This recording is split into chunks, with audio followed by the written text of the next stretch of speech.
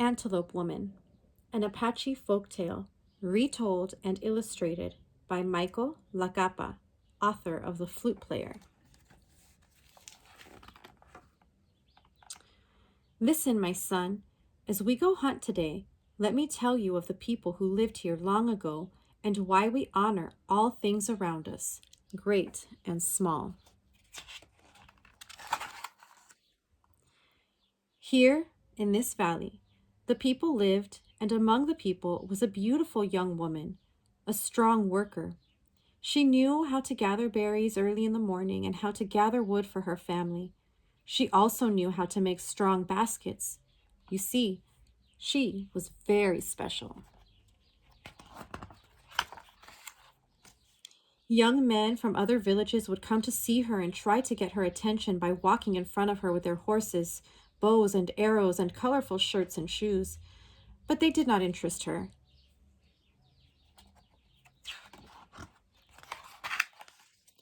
One day, a young man who was not like the other young men came to the village.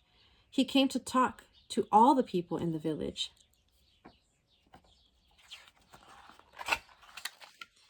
He went to the men, sat down, and began telling them of ways in which to hunt and protect their families. He said, "When hunting, remember to respect all things great and small." In the evening, he left.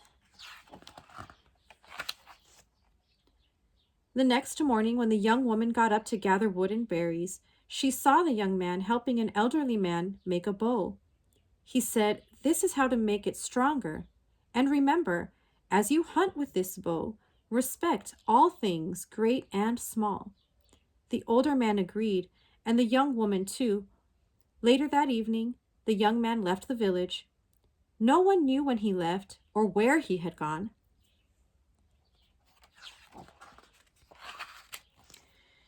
The next day he returned. The young woman saw him helping a woman carry water from the river. As they walked, the young man told the woman, "We must even honor the water, for it flows down from the mountains to nourish the plants. It nourishes our brothers, the animals. It also nourishes us, the people. We must respect all things, great and small." The young woman knew that when the young man left the village that day, she would follow him and watch where he went. As he walked from the village at the end of the day, he knew the young woman had been watching him, and he let her follow. Soon he came to a patch of bushes and trees. There he disappeared. The young woman ran quickly to see where he had gone. Just as she reached the trees, she saw him jump through 4 hoops, and then something happened.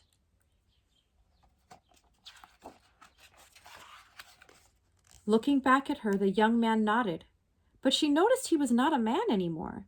He was an antelope. He motioned for her to follow him, and she did. She began to go through the hoops one after another. As she jumped through the 4th one, she felt herself change.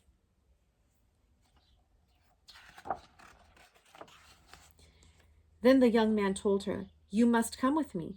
I will teach you so you too can tell the people to honor all things great and small." The young man and woman walked to a pool of deep water.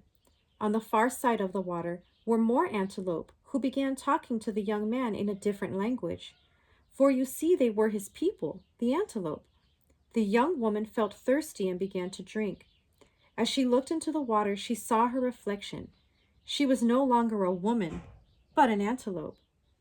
The young man said, "You must come with me.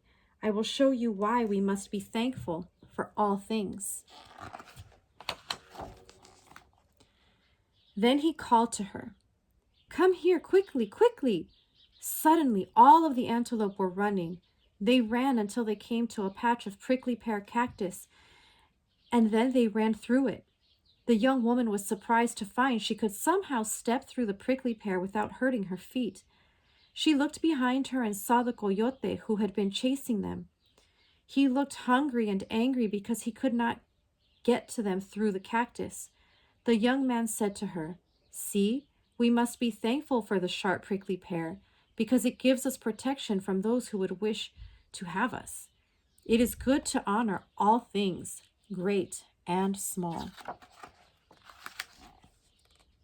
After the coyote left, the young woman was happy and thankful. When the herd began running again, quickly and gracefully, she was thankful that she too could run and jump across the plain, through the high grass and over bushes and small trees. Then she thought of her family. Her family! While learning about things for which to be thankful, she had forgotten her family and her people. She said to the young man, "We must return to the people and share this knowledge with them." The young man agreed. The next day, they returned through the hoops, were changed back into people, and entered the village. The young man carried with him many gifts: deer hides, jewelry, beads, corn, bows and arrows, and many colorful stones. He brought these gifts for the young woman's family, for he was to marry her. The young woman's mother was excited to see her daughter, for you see, time had passed and the people had been very worried about her. She told her parents that she and the young man were to be married.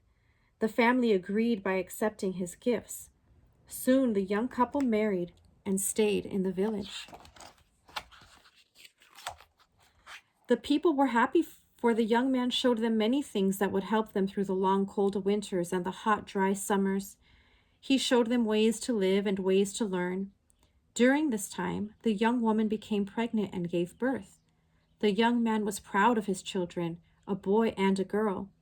But because they were twins, the people did not accept them. The young couple felt sad and began to talk. The young father said, "Remember when we ran together with my family? It was special. You knew at that time it was important to honor the family. Now you must go honor our family by going where we will be accepted. We are not like your people, and they do not accept us. My people will accept us, because they have learned how to honor the family and all things great and small." With that, the young mother agreed. She told her parents that she would have to go with her husband to his village. The people watched the young family walk to the place of the 4 hoops. After the young couple passed through the hoops, they were never seen again. Since then, we have learned to honor all things great and small. So today, my son, we honor the antelope by never hunting or killing them. For out there among the antelope are Antelope Woman and her children, and they are part of us. Now, as we hunt, my son, we must be thankful to the Creator who gives us all things great and small, and who teaches us to honor them all. Shi Goshk an Dasja. The story ends here.